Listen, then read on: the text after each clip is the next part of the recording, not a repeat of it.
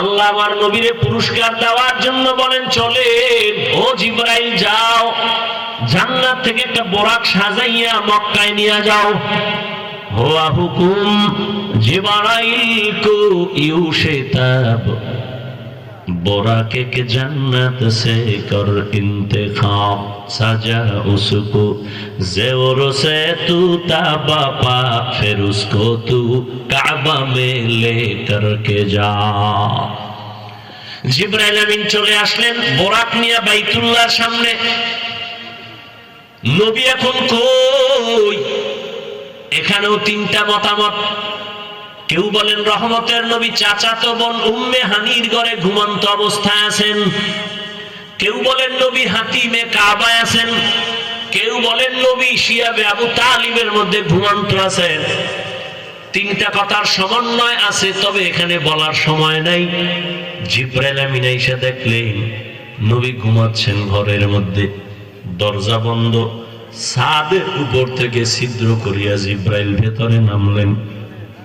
ভেতরে নামিয়া রহমতের নবীর মাথায় হাত দেয় না, শরীরের কোন অংশ স্পর্শ করে না। জিবরাইল আমিনের 600 নূরের পাখা এক অংশ রহমতের নবীর পা মোবারকের পাতায় লাগাইয়া দিলেন। রহমতের নবী গভীর ঘুমে নাই, তাকায় দেখে জিবরাইল পায়ের কিনারায়। নবী বসলেন। এই গভীর রাতে আসলেন কেন? উপরে তাকায় দেখে আবার ছাদ খালি, আসমান দেখা যায়। আপনি এখান থেকে আসছেন? বলে হ্যাঁ। কেন? দরজা আছে না? আপনি উল্টা আসলেন কেন? আজকে সব ব্যবহার উল্টা হবে, মাত্র শুরু। আপনার সাথে আজ ব্যবহার হবে সব আপনার বিবেকের বাহিরে, মাত্র শুরু হলো। উপর থেকে নেমে দেখায় দিলাম। মুফাসসিরিনে কেরাম, মুহাদ্দিসিনে কেরাম মেরাজের ঘটনা থেকে উম্মতের সবক দেয়। এই দুনিয়াওয়ালারা সবক নাও এক। ঘুমের মানুষের কেমনে সজাগ করবা? রহমতের নবীর জিবরাইল সজাগ করে দেখায় দিলেন।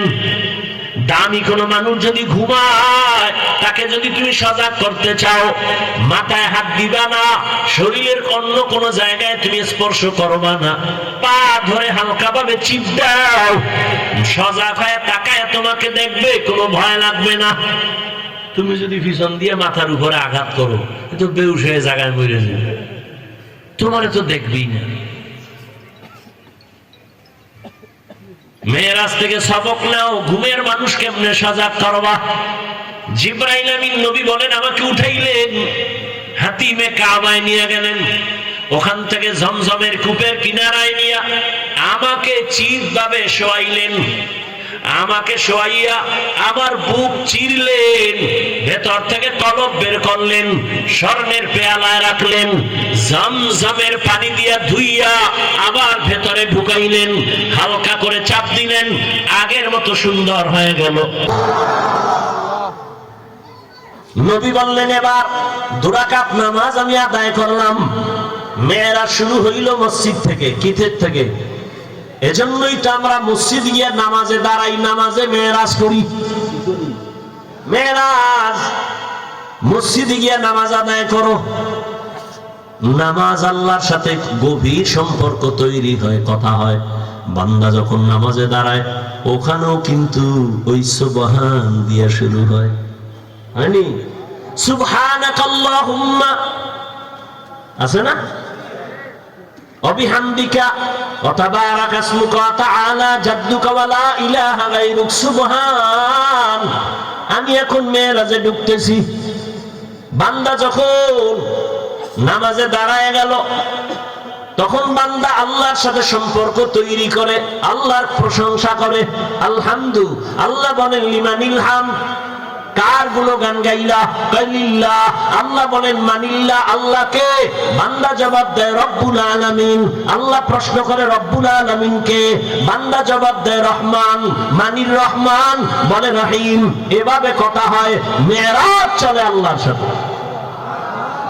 উরুজ, উপরে যাইতেছে বান্দা, আল্লাহর মহব্বতের সাগরে ঢেউ খেলতেছে, মহব্বতের দিকে অগ্রগামী হইতেছে।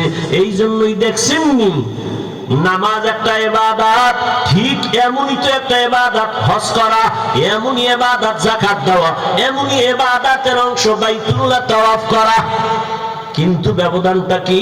বান্দা যখন যাকাত দেয় তখন যদি খানা দেয় খাওয়া যাবে, সালাম দিলেও জবাব দেওয়া যাবে। হজে গিয়ে বান্দা তাওয়াফ করে বাইতুল্লাহ, লাব্বাইক আল্লাহুম্মা লাব্বাইক, ওই সময় যদি কেউ সালাম দেয় নেওয়া যাবে, খানা দিলেও খাওয়া যাবে। নামাজে চলবে নি? বলবে ভাই নামাজ একটু পরে ফাঁকে দিয়ে একটু খাইলো, চলবে?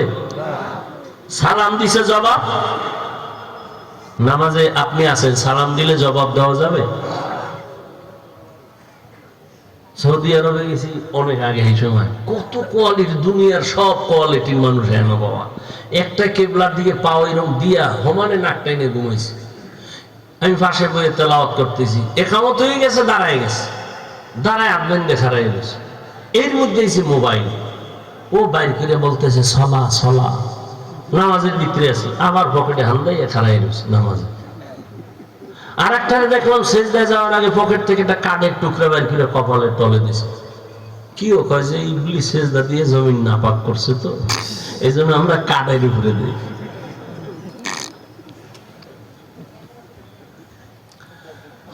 হায় হায় হায়, তাহলে নামাজের মধ্যে সালাম বন্ধ কেন, খানা বন্ধ কেন? এটা তো মেরাজ চলতেছে। মেয়েরা যখন চলে আমার মালিকের সাথে ডাইরেক্ট কথা, এখানে সালাম চলবে না, কালাম চলবে না, খানা চলবে না। সালাম ফিরে নামাজ শেষ, এবার খানা দাও, সালাম দাও, কোনো বাধা নেই। আল্লাহ পাক রব্বুল আলামিনের নবী বলেন, এবার বোরাকে আমাকে উঠাবেন। বোরাক আমাকে নিতে চায় না, কেমন বাহানা করে। ইতিহাস ওলামায়ে কেরাম অনেকে শুনছেন, আপনারাও জানেন। নবী বলেন বাইতুল্লাহ থেকে 1 মাসের পথ হলো বাইতুল মাকদিস, প্রথম কিবলা। বোরাকে যখন উঠলাম, এক চোখের পলকে আমি বাইতুল মাকদিসে হাজির হয়ে গেলাম। এটা কেমনে সম্ভব? মুহাম্মদ এক নজরে 1 মাসের পথ চলে গেলেন, এটা কেমনে সম্ভব? এর জবাব হলো নবী যায় নাই, নবী আয় নাই, আল্লাহ নিয়েছেন। আর আল্লাহ নিয়ে লিখে পারে না? যেই আল্লাহ আদম নবীরে জান্নাত থেকে ভারতের চরণদ্বীপে পালায়া দিলেন, যেই আল্লাহ মা হাওয়াকে আরবের জেদ্দায় পাঠায়া দিলেন জান্নাত থেকে, ওই আল্লাহ আমার নবীরে পারে না আসে নিতে? যেই আল্লাহ ইউনুস নবীরে মাছের পেটে ঢুকাইয়া আবার বের করে দিলেন, যেই আমার আল্লাহ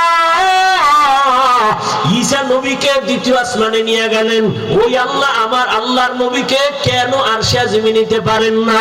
আমার আল্লাহ কেমন কুদরতের মালিক!